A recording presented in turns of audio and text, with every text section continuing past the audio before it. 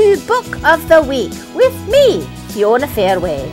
Now, whether you've gone to college or you're thinking of going, I recommend a great read by Stephen A. Jeffrey.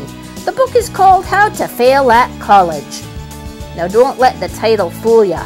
This book both entertains and encourages. Stephen shares his college experiences with humor while still making the reader think about their own choices.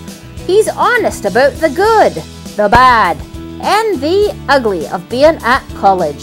So if you're thinking of giving it a go or want to read about Stephen's journey through college, get yourself a copy of How to Fail College. Available on Kindle Books and Amazon in print version from Writer Club Press. For Book of the Week, this is Fiona Fairway signing off.